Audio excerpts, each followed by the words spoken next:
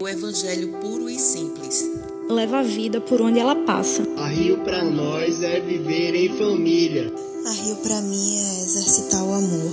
Viver o verdadeiro evangelho. A Rio para mim é cuidado. Para mim é missão. A Rio para mim é serviço. A Rio para mim é o aconchego para aqueles que precisam de carinho e acolhimento.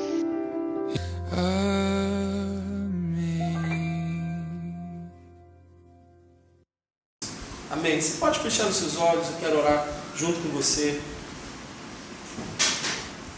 Pai querido, muito obrigado, Senhor, por essa manhã maravilhosa, manhã de adoração, manhã de graça. Deus, eu quero te pedir, Senhor, que Tu fales ao nosso coração, que Tu ministres, Senhor, uma palavra abençoada, profética para a nossa vida, Pai. Que em nome do Senhor Jesus possamos sair daqui como esse rio que nós vimos há pouco, irrigando todas as áreas secas dessa sociedade, Pai. Que a gente possa ser relevante socialmente, que a gente possa ser relevante, Senhor, politicamente, culturalmente, Senhor. Deus, tira-nos do conforto, Pai. Que a gente possa, na semana que vem, entender que essa igreja não é só nossa. E que, Deus, existem pessoas nesse momento cavando poços. E essas pessoas precisam conhecer o rio de Deus. E nós somos o rio de Deus. Então, Espírito Santo, nesse momento, Senhor, fala conosco, ministra uma palavra abençoada ao nosso coração. Em nome de Jesus. Amém.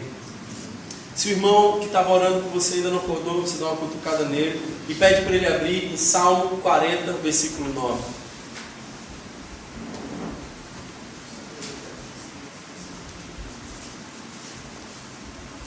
Salmo 40, versículo 9. Nós estamos lendo o livro de Provérbios. Quem está lendo o livro de Provérbios aqui, levanta a mão só para eu ver.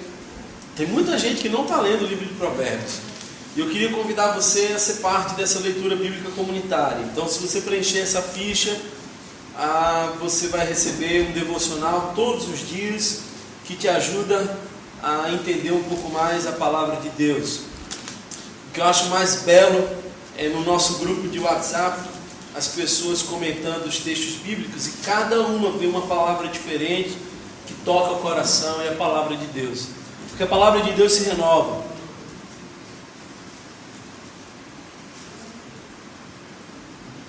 Salmo 40, versículo 9. Eu proclamo as novas de justiça na grande assembleia. Como sabe, Senhor, não fecho os meus lábios. Eu proclamo as novas de justiça. Nós nos consideramos evangélicos. Nós nos consideramos uma comunidade evangélica. Agora, o que quer dizer uma comunidade evangélica? Como vocês sabem, Lutero se levanta para questionar algumas práticas da igreja, que até então era a igreja única, e por ser única era católica, que quer dizer universal.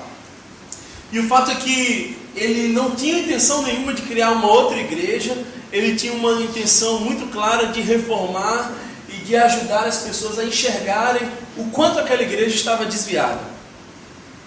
O fato é que a igreja se nega a ouvir a voz profética de Martinho Lutero, e mais para frente nós temos homens como João Calvino, que ajuda a sistematizar a reforma, e aí desde então a gente vê de forma mais clara o movimento protestante. E o movimento protestante influencia não só na religiosidade das pessoas, mas muda as configurações familiares, inclusive influencia na ordem econômica que se tinha naquela época.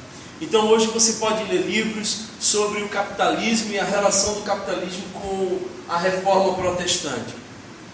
O fato é que nós fomos crescendo, nós fomos tomando forma, e as teologias são feitas na Europa, são deturpadas nos Estados Unidos e são aplicadas ao Brasil. Então, nos anos 70, começaram a chegar algumas pessoas trazendo algumas práticas que eu diria lamentáveis na espiritualidade evangélica de hoje. e a nossa fé começou a ficar completamente deturpada.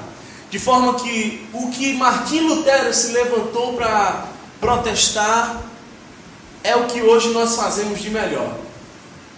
Escute bem isso aqui. Martinho Lutero, uma das causas que fez Martinho Lutero se levantar com mais força foi o comércio dentro da igreja, a venda de indulgências.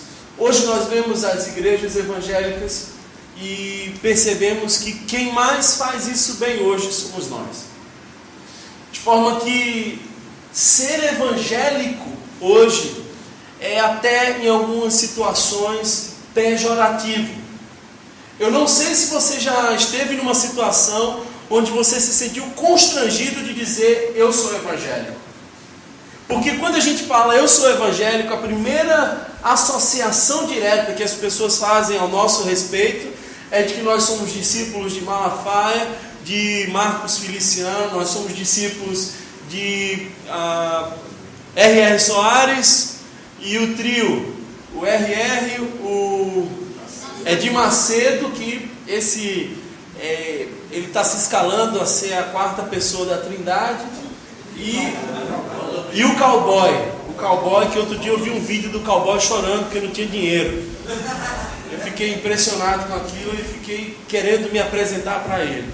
E hoje a gente se sente um pouco envergonhado de dizer nós somos evangélicos, porque aquela fé bela que dizia do sacerdócio universal, de que fez a Bíblia chegar na mão dos discípulos, do povo, que deu popularidade à palavra de Deus, hoje nós vemos que está completamente distante daquilo que começou.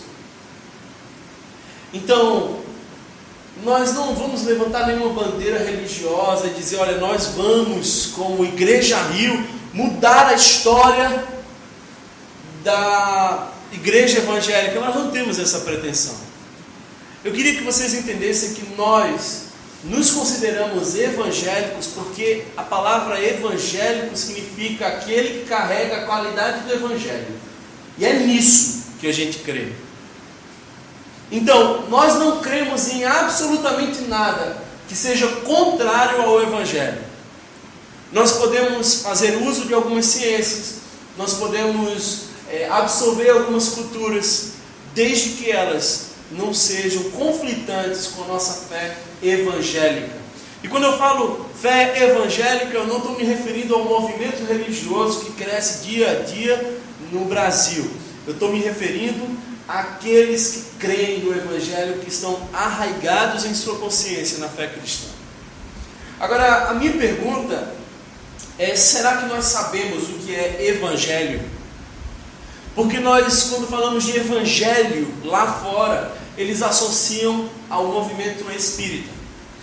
Vocês sabiam disso? Lá fora, quando a gente fala da palavra evangelho, boa parte das pessoas pensa que é evangelho segundo os espíritos. E quando a gente fala de evangélico, nós somos associados aos movimentos de televisão, desses telecultos. Agora, será que você sabe o que significa a palavra evangelho? Nós lemos um texto agora há pouco que diz que o salmista não ia parar de falar as novas de justiça, ou talvez na sua versão eram as boas novas. Evangelho nos remete à ideia de boas novas. Nós fomos chamados a viver as boas novas do reino de Deus. Boas novas de salvação. Eu queria que você abrisse comigo em Romanos capítulo 1, versículo 16. Romanos capítulo 1, versículo 16 diz o seguinte: não me envergonho do evangelho, porque é poder de Deus para a salvação de todo aquele que crê, primeiro do judeu, depois do grego. Porque no evangelho é revelada a justiça de Deus, uma justiça que do princípio ao fim é pela fé, como está escrito: o justo viverá pela fé. Então, eu não posso me envergonhar do Evangelho, porque o Evangelho é poder de Deus.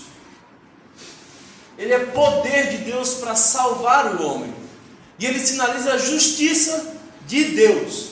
Agora deixa eu dizer uma coisa para vocês. Às vezes a gente cai na besteira de dizer: Deus, faz justiça conosco, Senhor. Essa é a pior de todas as orações.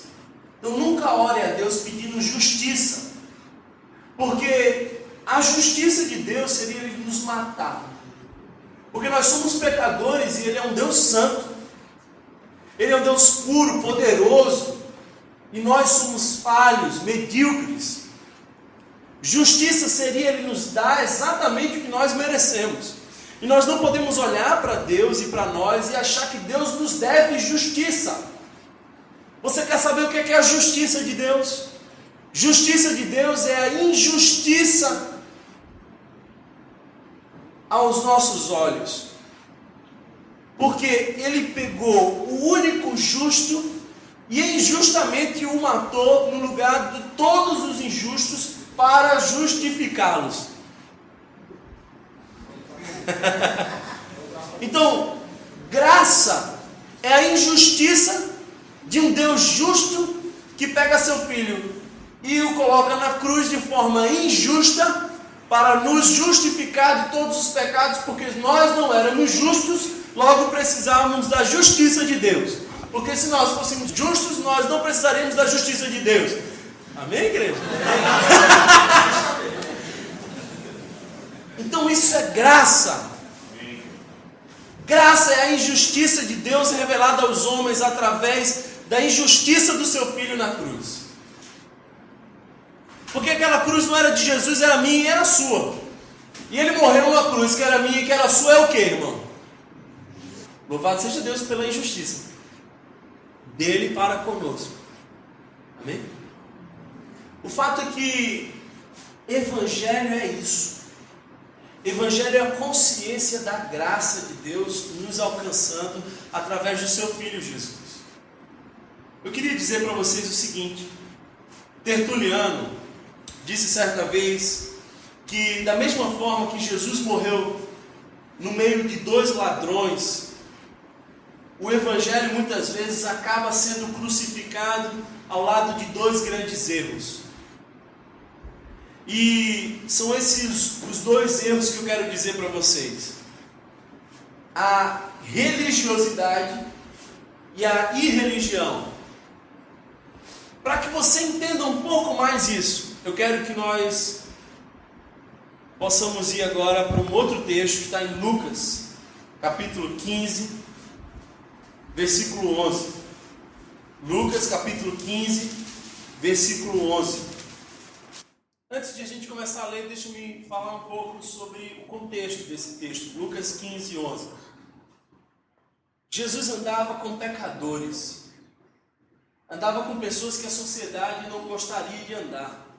E os fariseus tinham muita dificuldade com a espiritualidade de Jesus, porque a espiritualidade de Jesus alcançava quem a religião achava indigno. Então, quase sempre Jesus falava para dois públicos diferentes. Jesus falava para aqueles pecadores da irreligião, do relativismo, do pecado. Mas Jesus também falava para os religiosos. Jesus falava para aqueles que tinham a lei no coração, faziam todas aquelas práticas religiosas ao pé da letra, eram o que nós conhecemos, na maioria deles, fariseus. E essa parábola que nós conhecemos como parábola do filho pródigo, e eu lamento que ela tenha sido traduzida como parábola do filho pródigo para nós, porque ela não é parábola do filho pródigo, ela é parábola de dois filhos. E quando Jesus conta essa história, Jesus conta para dois públicos. Eu tenho aqui o público dos que não queriam saber de Deus e viviam no pecado. E eu tenho do outro lado o público daqueles que viviam dentro dos templos religiosos e olhavam aqueles do lado de lá como sendo indignos. E olhavam para Deus como sendo bons demais e clamavam por justiça de Deus, porque eles achavam que Deus era devedor deles. E aí Jesus conta essa história maravilhosa que pode nos ensinar bastante. 15:11, Jesus continuou. Um homem tinha 2 filhos. O mais novo disse ao seu pai: Pai, quero a minha parte da herança. Assim, ele repartiu sua propriedade entre eles. Não muito tempo depois, o filho mais novo reuniu tudo o que tinha e foi para uma região distante. E lá desperdiçou seus bens, vivendo irresponsavelmente. Depois de ter gasto tudo, houve uma grande fome em toda aquela região. E ele começou a passar necessidade. Por isso, foi empregar-se com um dos cidadãos daquela região, que o mandou para o seu campo a fim de cuidar de porcos. Ele desejava encher o estômago com as vagens de alfarrobeira que os porcos comiam, mas ninguém lhe dava nada. Caindo em si, ele disse: Quantos empregados do meu pai têm comida de sobra, e eu aqui morrendo de fome? Eu me porei a caminho e voltarei para o meu pai. E lhe direi: Pai, pequei contra o céu e contra ti, não sou mais digno de ser chamado teu filho. Trata-me como um dos teus empregados. A seguir, levantou-se e foi para o seu pai. Estando ainda longe, seu pai o viu e, cheio de compaixão, correu para o seu filho e o abraçou e beijou. O filho lhe disse: Pai, pequei contra o céu e contra ti, não sou mais digno de ser chamado teu filho. Mas o pai disse aos seus servos: Depressa, tragam a melhor roupa e vistam nele. Coloquem um anel em seu dedo e calçados em seus pés. Tragam um novilho gordo e matem-no, pois este meu filho estava morto e voltou à vida. Estava perdido e foi achado. E começaram a festejar o seu regresso. Enquanto isso, o filho mais velho estava no campo. Quando se aproximou da casa, ouviu a música e a dança. Então chamou um dos servos e perguntou o que estava acontecendo. Este lhe respondeu: Seu irmão voltou. E o seu pai matou o novilho gordo, porque o recebeu de volta são e salvo. O filho mais velho encheu-se de ira e não quis entrar. Então seu pai saiu e insistiu com ele. Mas ele respondeu ao seu pai: Olha, todos esses anos tenho trabalhado como um escravo ao teu serviço e nunca desobedeci às tuas ordens. Mas tu nunca me destes nem um cabrito para eu festejar com os meus amigos.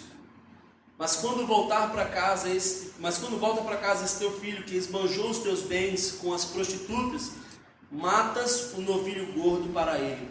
Disse o pai: Meu filho, você está sempre comigo e tudo que eu tenho é seu.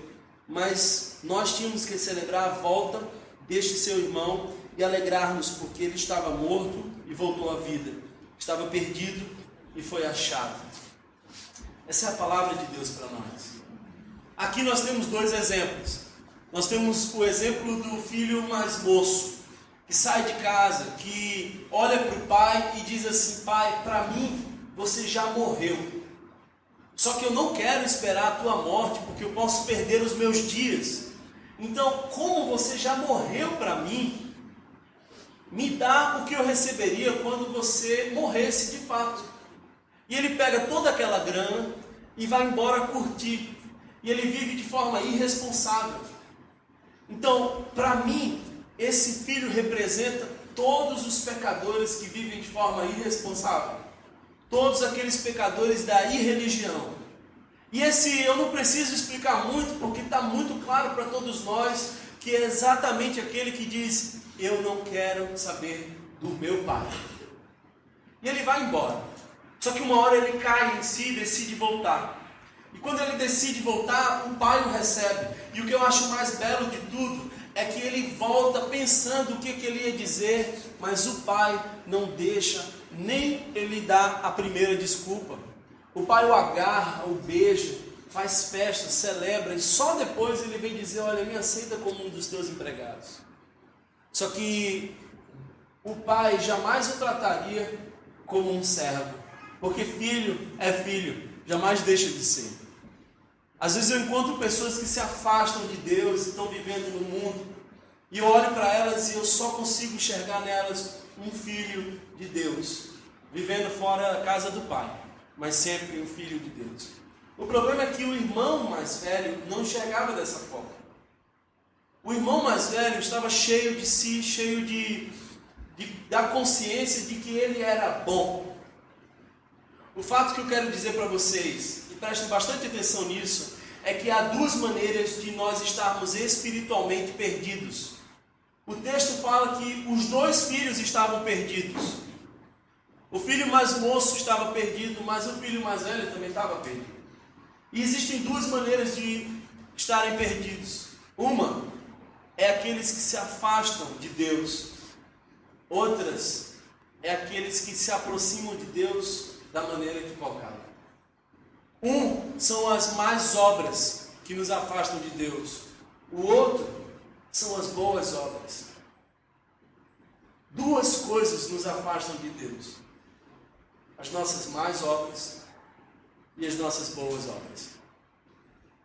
Há 2 semanas atrás eu encontrei uma pessoa que disse para mim assim: Deus está muito feliz comigo, Deus está extremamente satisfeito, Ele está orgulhoso de mim. E eu olhei para aquela pessoa e ele falava de todo o coração aquilo.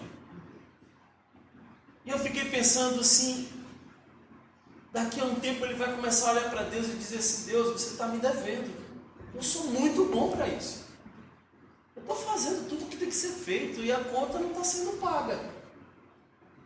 Eu queria que nós entendêssemos que existem 3 maneiras de viver a vida. Uma é a maneira do legalismo, a outra é a maneira do relativismo. E eu temo que nessa igreja existam mais irmãos mais velhos do que irmãos mais novos. Se nós queremos entender o que significa a palavra evangelho, nós temos que entender qual é a proposta de Jesus para nós. Então, o filho mais velho diz o seguinte: eu sou salvo pelo meu modo de viver. Eu sou salvo porque eu faço o que tem que ser feito. Os do relativismo, ou o filho mais moço, quando está lá fora, ele diz: olha, se Deus é amor, Ele ama todo mundo, e eu vou viver do jeito que eu quero.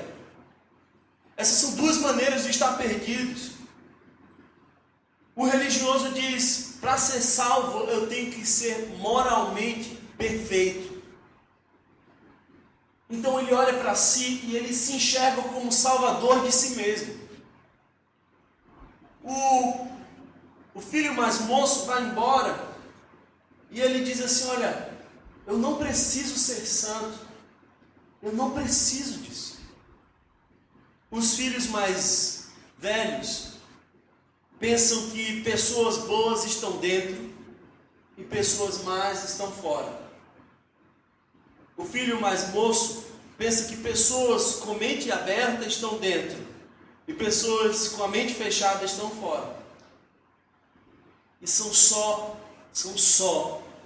2 perspectivas diferentes de estar perdido. Os 2 filhos estavam fora da casa do pai. Estavam fora da festa. O filho mais velho é o fariseu. O filho mais novo é aquele que anda em pecado. Eu tenho dito para vocês que essa igreja está se preparando para receber filhos mais novos. Pessoas que atualmente não estão considerando a possibilidade de voltar para casa. Nós vamos orar por esses. Nós queremos buscá-los onde eles estiverem. Mas de nada adianta nós trazermos descrentes a esse lugar se o nosso coração ainda for de filho mais velho. Porque o que vai acontecer é que nós vamos ficar do lado de fora da festa. A minha oração é que essa igreja entenda de que 2 coisas podem nos afastar de Deus, 2 posturas. Uma, se lançar ao pecado por nossas más obras. Outra é se lançar em si mesmo, achando que nós temos boas obras suficientes para salvar a nós mesmos. A Bíblia não foi escrita para dizer o que você tem que fazer. Foi escrita para dizer o que Ele fez por mim. Você entendeu isso? A Bíblia não é um conjunto de regras para viver moralmente ajustado.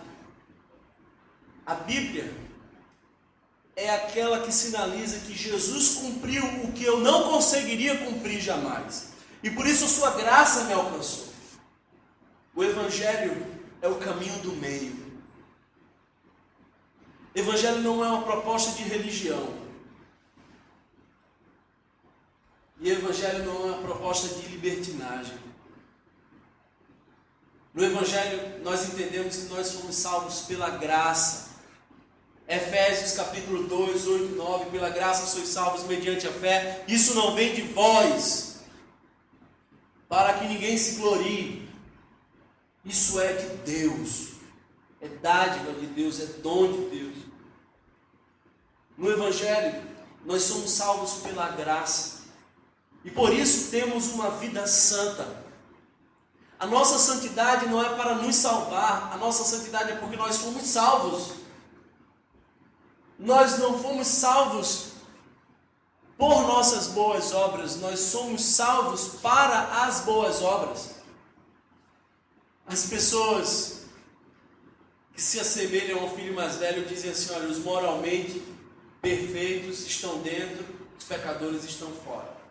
Aí os pecadores do outro lado da mesa dizem assim: os de mente fechada estão fora, os de mente aberta estão dentro.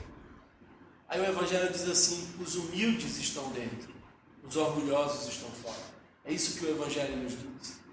Às vezes eu vejo os discursos e os debates políticos de duas bancadas tão diferentes, e eles me parecem tão iguais.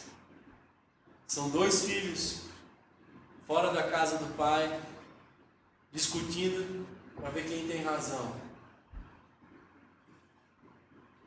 Agora, deixa eu dizer uma coisa para vocês. Pensa comigo. O filho mais moço pegou toda a sua parte da herança e foi embora para viver como ele queria viver, em pecado.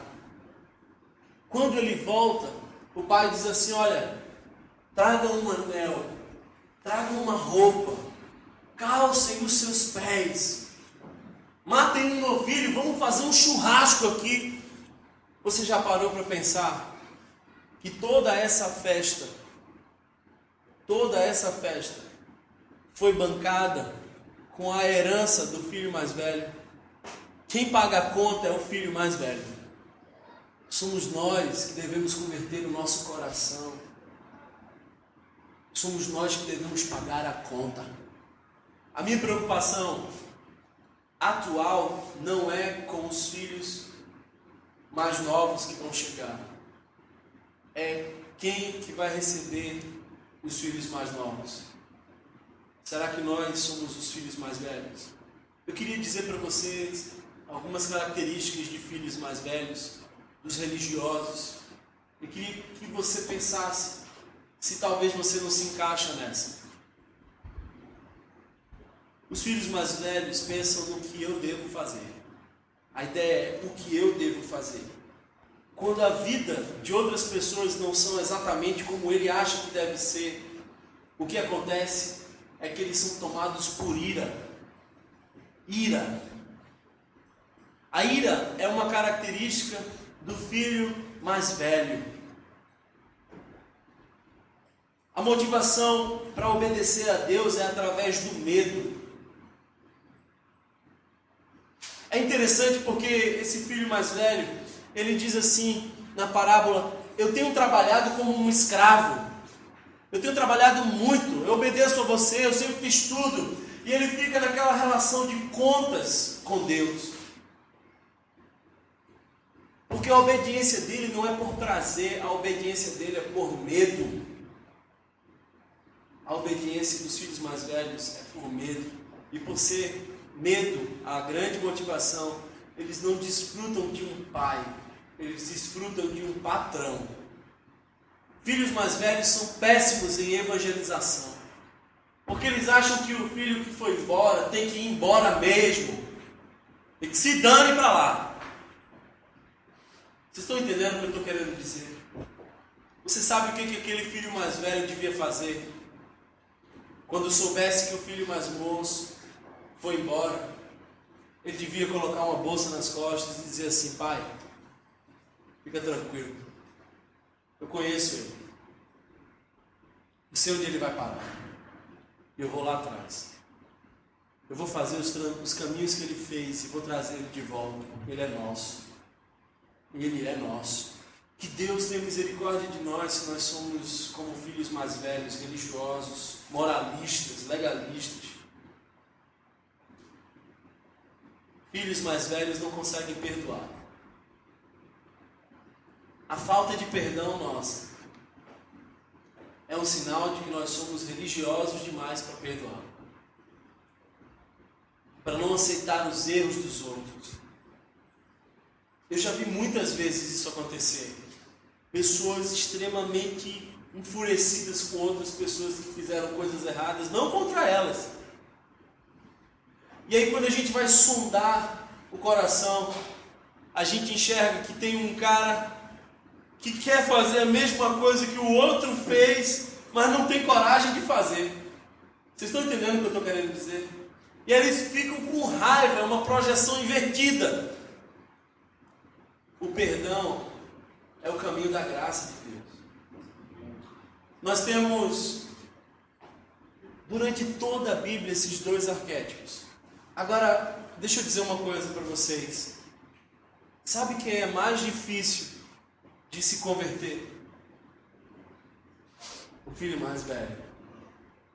Porque o filho mais novo, que vive como quer, na loucura da vida, lá no fundo sabe que está errado.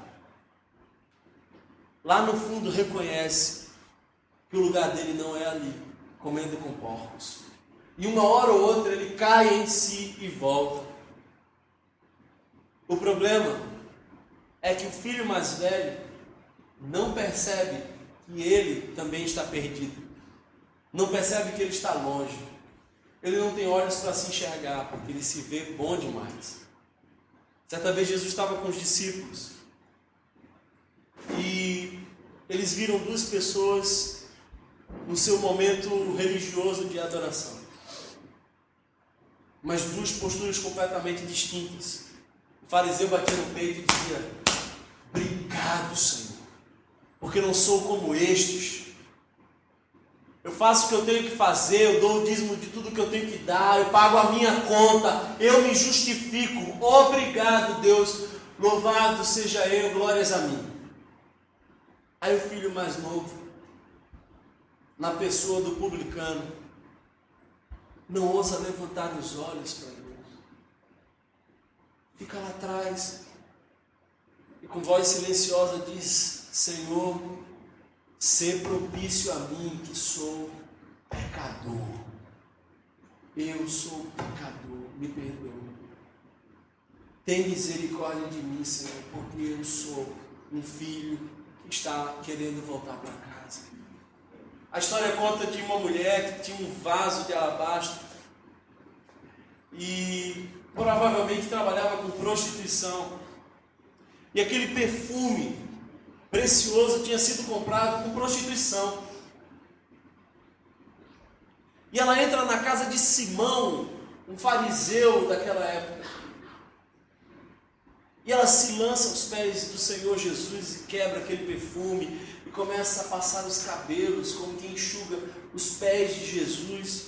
E aí Simão, do outro lado da mesa, começa a julgar e dizer: Jesus não sabe quem é essa mulher. Ele está por fora. É Jesus que ouve os nossos corações, e Jesus ouve o nosso coração. Disse assim: Simão, quando eu entrei aqui, você não me deu um beijo, você não me recebeu bem, porque você se acha bom bastante para não precisar de Deus, você é a sua autossalvação. Essa mulher não, ela precisa tanto de mim, que ela reconhece a minha graça. E aí Jesus fala uma coisa que eu acho belíssima. Ele diz assim: quem muito é perdoado, muito ama. A minha pergunta para você é a seguinte: quando foi a última vez que você se colocou aos pés do Senhor Jesus e começou a identificar os seus pecados, as suas falhas, os seus problemas, e começou a cair em si como caiu aquele jovem? O caminho da graça é o caminho da consciência de que Jesus fez por mim o que eu não conseguiria fazer. Ele morreu a morte que eu deveria ter morrido. Que tipo de filho dessa parábola Jesus quer que a gente seja? Que tipo de filho Deus espera que sejamos? O amoral, o moralista, o religioso ou o pecador? Deus não deseja que parecemos com nenhum desses dois filhos. O desejo de Deus é que a gente pareça com o filho que conta a parábola. A nossa referência não é o filho mais moço que vai embora e se lança no pecado. A nossa referência não é o filho mais velho que fica em casa obedecendo por medo e se achando suficientemente bom. A nossa referência é Jesus de Nazaré. Jesus é o bom filho mais velho. Ele faz exatamente aquilo que aquele irmão da parábola deveria ter feito. Nós estávamos mortos em nossos delitos e pecados, separados de Deus. E Jesus diz: Pai, eu vou encontrá-los. E Jesus deixa a morada celestial e vem e nos encontra e nos leva de volta ao Pai. E o preço foi todo pago por Jesus. A graça é aquilo que custa tudo para quem doa e nada para quem recebe. Essa é a graça de Deus. Nós cremos na graça de Deus. Nós queremos viver o evangelho da graça de Deus. E frequentemente, nosso coração tem a tendência de achar que nós podemos nos salvar. Nós não podemos nos salvar. Que tenhamos a consciência hoje de dizer: Jesus, tem misericórdia de mim, que sou pecador. Não há nada em mim que pode fazer a minha aproximação contigo. A religião é a tentativa de os homens se ligarem a Deus, e a tentativa é completamente inútil, porque nenhum homem pode se chegar a Deus. É por isso que o Deus se fez homem, para nos levar a Ele. E o melhor de tudo é que Jesus pagou toda a conta. Na cruz do Calvário, Ele diz uma palavra que em grego é tetelestai. Para nós foi transformado em está consumado. Mas deixe-me dizer exatamente o que essa palavra queria dizer. Quando uma pessoa era presa, eles eram colocados no cárcere, alguém escrevia um cartaz em cima da sua prisão com todas as suas punições. O fato é que quando aquela pessoa cumpria o último dia de sua sentença, alguém ia, tirava aquele cartaz com os seus pecados e colocava um novo cartaz que dizia: está pago, tetelestai. Jesus olha para o mundo inteiro, olha para mim, para você, e na cruz Ele diz: eu estou pagando. Toda a festa foi paga por Jesus. Quem somos nós para julgar? Quem somos nós para achar que os filhos mais novos são indignos? Porque nós somos filhos mais novos. E o que acontece nas igrejas é que os filhos mais novos se convertem e aos poucos eles vão achando que são dignos do que nunca foram. O Senhor tenha misericórdia de nós.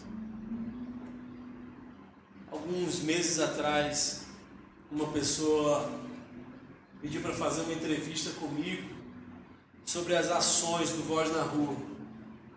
E ela começou a falar sobre a FUNASA. Eu comecei a dizer o que a gente fazia lá dentro e nosso esforço, a nossa tentativa de recuperar os jovens.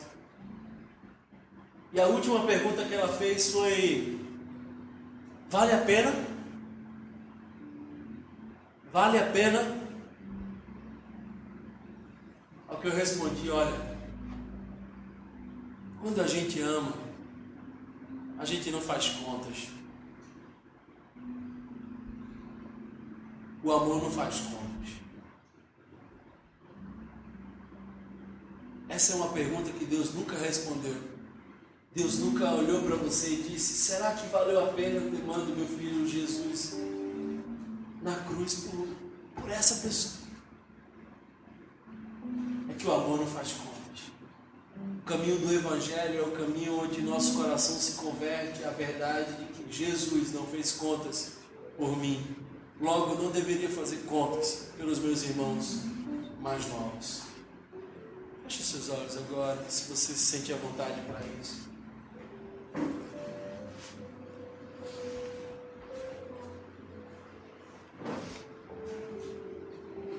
Eu queria que o Senhor Jesus nos preparasse como igreja para recebermos filhos mais novos, perdidos, sujos. Que nós possamos ser lembrados pelo Espírito Santo de quem nós somos. Pecadores, perdidos, que fomos encontrados por Jesus.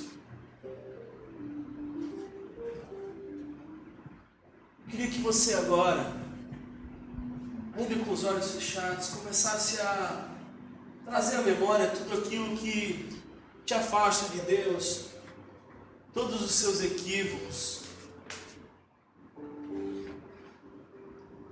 Esse é o momento de a gente pedir perdão pelos nossos pecados.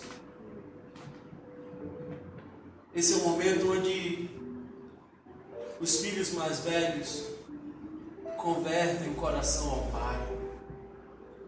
A parábola não termina. A parábola não conta se o filho mais velho entrou ou não entrou na festa. A parábola não conta se o filho mais velho perdoou ou não perdoou o filho mais moço. E eu creio que essa parábola não termina justamente porque ela ainda continua em nossas vidas. É você quem vai decidir se o filho mais velho entra na festa, se ele aprende a celebrar a graça de Deus.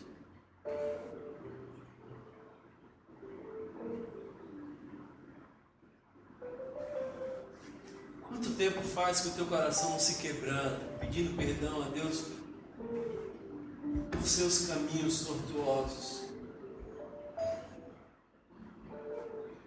Que o Senhor Jesus possa quebrar todo orgulho de nosso coração. A palavra de Deus diz que o coração quebrantado, contrito, Deus não despreza, mas Ele rejeita os orgulhosos. Muito obrigado pelo teu amor, Senhor, que não fez contas, que jamais fez contas. Olhando para essa parábola, eu posso enxergar um Deus Pai. Ele é Pai. E em Deus Pai há sempre um recomeço.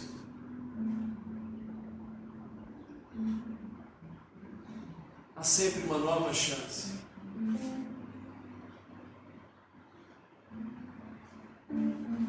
Não permita que as coisas que você faz de bom te afastem de Deus. Tudo o que acontece é a graça dele em nossa vida.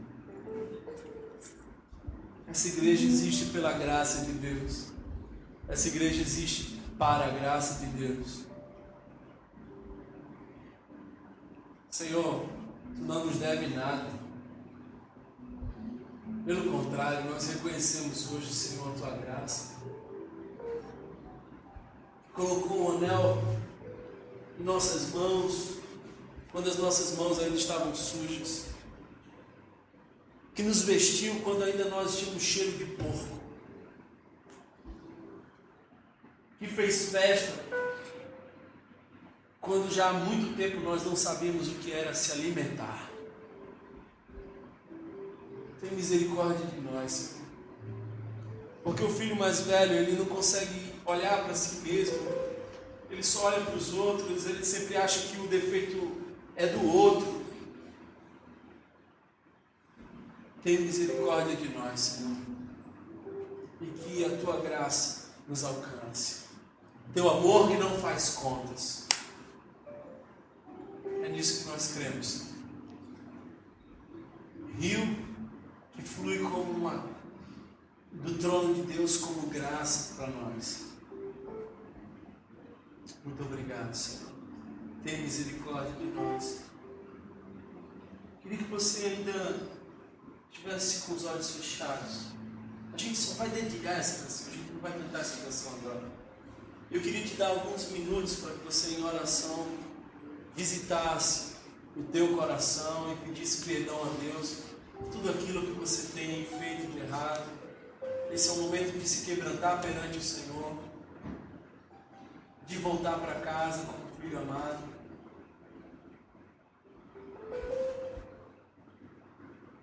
Esse é o teu tempo com Deus agora.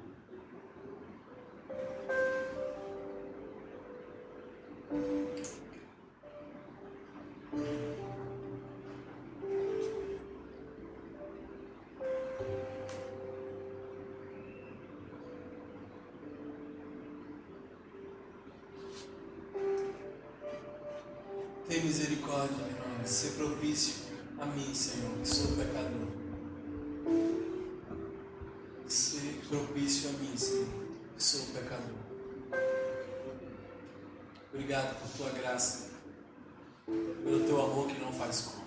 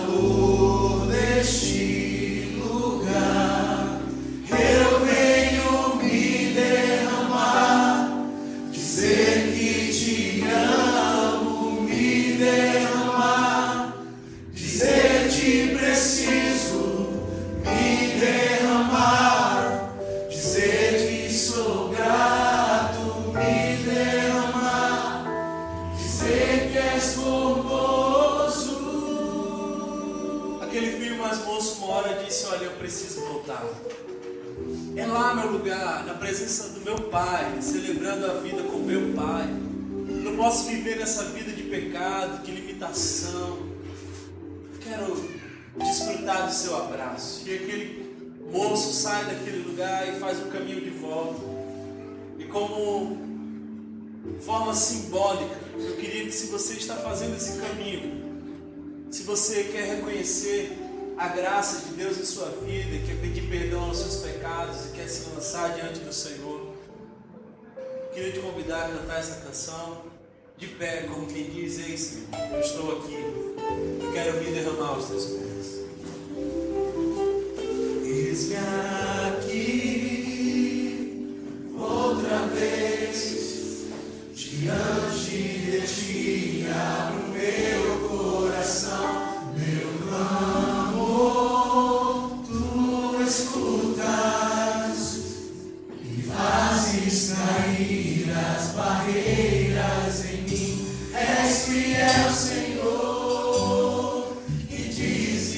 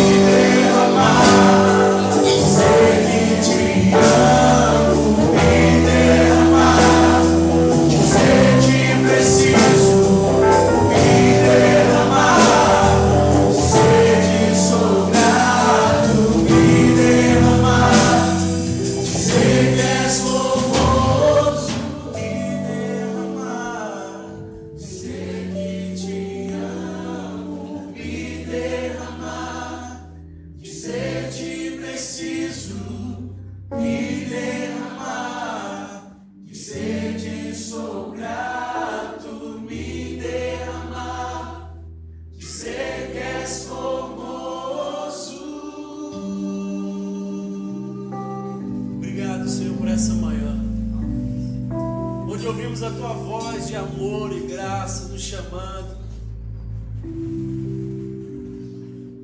Não permita que o nosso coração, Senhor, se esfrie ou se dessensibilize diante de nossos pecados. Abre os nossos olhos para que a gente possa enxergar quem nós somos, porque cada vez que nós vemos quem nós somos, nós entendemos quem Tu és. Cada vez que os nossos olhos se abrem para ver como vivemos, nós entendemos o que Tu fez por nós na cruz do Calvário, Senhor. Dai-nos um coração quebrantado, Pai. Livra-nos, Senhor, de viver uma religiosidade, moralismo. Livra-nos, Senhor, de parecer como filho mais velho. Que a gente possa correr atrás dos nossos irmãos mais novos, que estão espalhados nos mais diversos lugares, que a gente possa, Senhor, pagar a conta e trazê-los de volta e entrar na festa, celebrar com eles, porque aqueles que foram encontrados e achados na graça de Deus não conseguem viver e não falar da graça de Deus. Que possamos ser achados em Cristo, o nosso bom irmão mais velho. Obrigado por essa manhã, Senhor. Dá-nos uma tarde de descanso, de comunhão. Aquece o nosso coração, Senhor, para que essa semana seja uma semana de intimidade contigo, de obediência por prazer. Leva-nos em paz, Senhor. Que a graça e a paz do nosso Senhor Jesus Cristo, que a comunhão e as consolações do Divino Espírito Santo sejam sobre todos nós, desde agora e para todos sempre. Amém.